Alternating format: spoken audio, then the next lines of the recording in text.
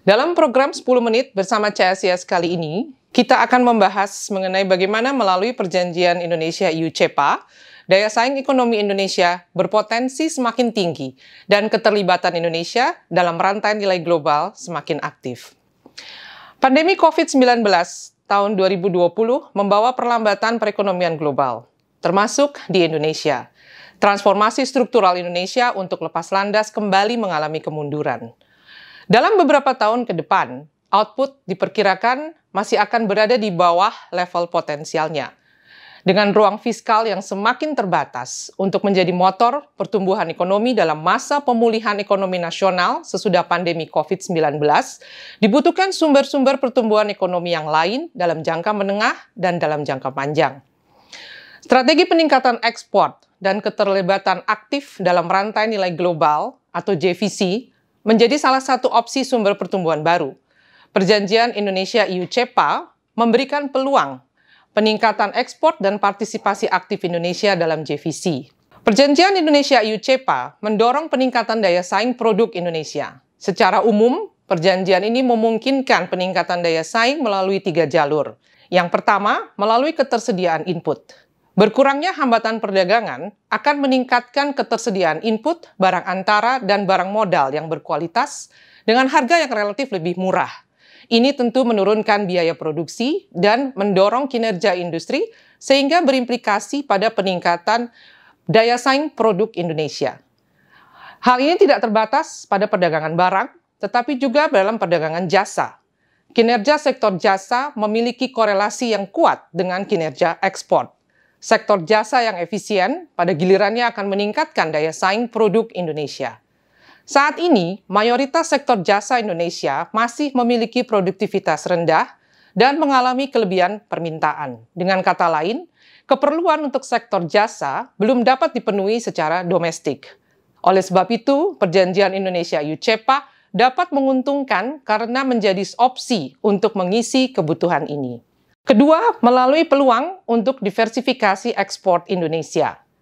Diversifikasi akan meningkatkan ketahanan ekspor dan berpeluang meningkatkan permintaan serta memfasilitasi produktivitas yang lebih tinggi karena adanya skala ekonomi. Sehingga diversifikasi akan berdampak positif pada prospek pertumbuhan ekonomi jangka panjang. Dan yang ketiga, dengan mempertahankan daya saing Indonesia di kawasan.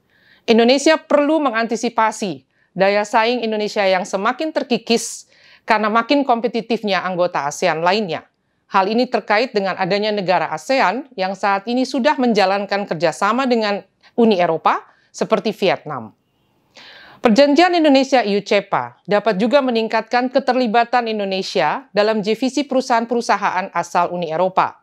Pentingnya keterlibatan dalam JVC adalah untuk membantu pengembangan industri melalui 3 proses, sebagaimana tergambarkan dalam ilustrasi berikut.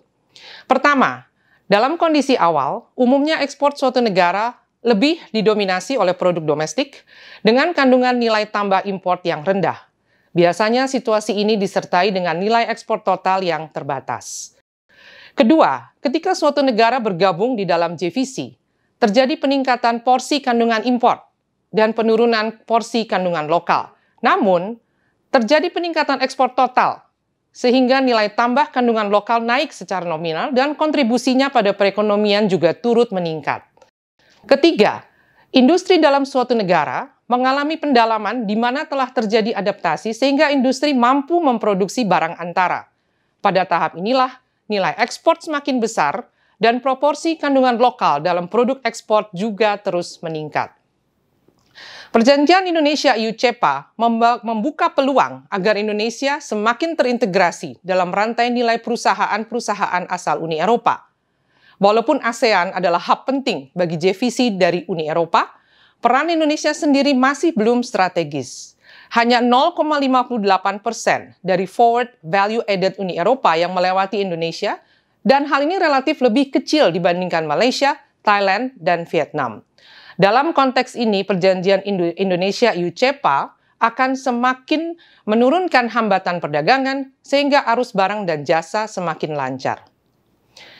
Akhirnya, Meski perjanjian ini berpeluang besar dalam membawa manfaat, perjanjian ini tentunya bukan merupakan panacea yang dapat langsung membuat Indonesia makin kompetitif, makin partisipatif, dan produktif. Berbagai tindakan, baik di tingkatan kebijakan maupun pengembangan kapasitas harus dilakukan untuk mendukung terciptanya lingkungan usaha yang lebih baik.